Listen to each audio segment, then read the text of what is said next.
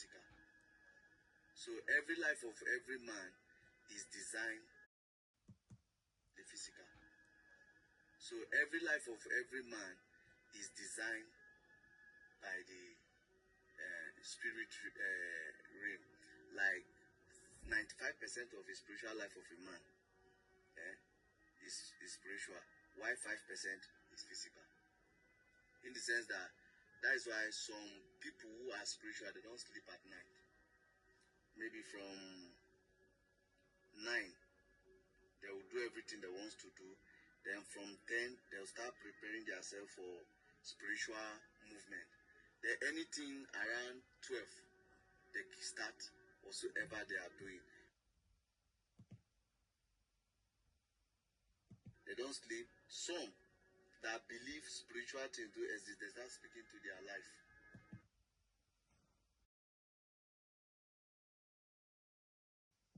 They are poor, wretched, and they are desperate to become rich. So they will seek for power to an herbalist. An herbalist, his office is just in a shrine. When he wants to discover anything or go for any consultation for any spiritual movement he wants to take for you to become rich, he disappears from his shrine while sitting down with you and appear in the coven to bargain with Leviathan. Some don't appear in Babylon. Some appear in the marine kingdom. Some appear in different coven.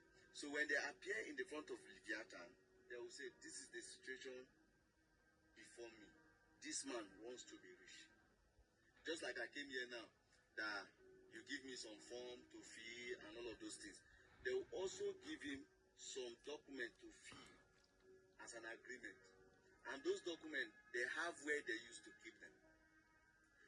If someone comes to the realm of the spirit to seek for wealth, he may say, okay, give me my generational wealth. That is that of his son, his children, that of his grandchildren, that of his great-great-grandchildren. He will give to them. Now, this is it. These are the things you only can have. You buy cars, have houses, but your children can't have it. Because you've taken the wealth from them. Yes, you have taken the wealth from them in covenant. Because, you know, every father have authority over his child, whether he has given birth to that child or not. In the realm of the spirit, you have sold out, you have used your generation destiny in exchange of wealth. So most of them, after they have done that, they have died, the wealth will now vanish.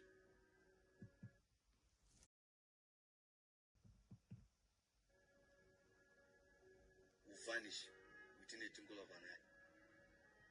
Because the devil has used those things to deceive you. Your sons might come because they are not doing well, they'll start selling it one after the other.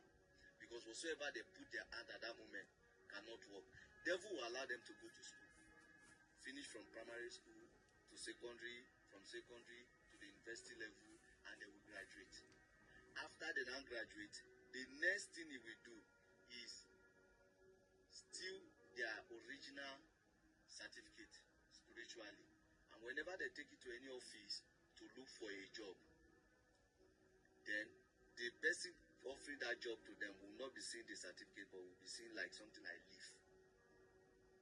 To him, he might not explain to you that this is what he's seeing. Then he will chase you out of his office. Some will use wisdom and tell you that we are going to call you. Just go. I've seen your CV, you are doing well and all of those things. You will go. You will never receive a call from them. That is what they call foundational altar. Because at that moment that your father is having that covenant with them, there is an altar raised for that particular agreement.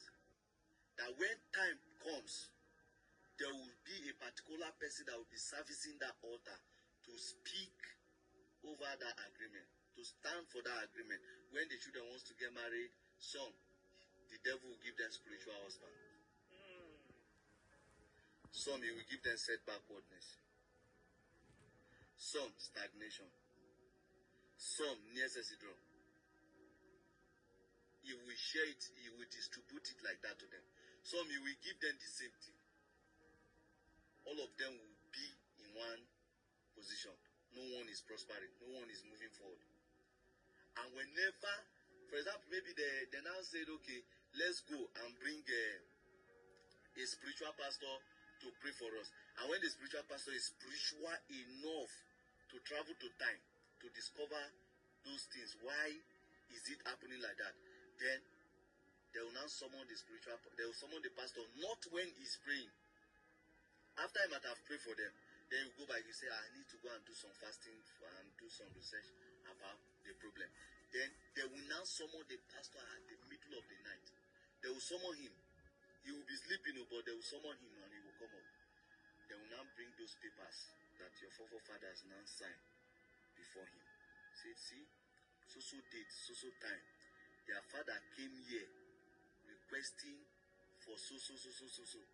And we gave it to him. In exchange of this, their happiness, their peace of mind, and whatsoever. That is what is here. Even though the pastor will say, but Christ has paid all.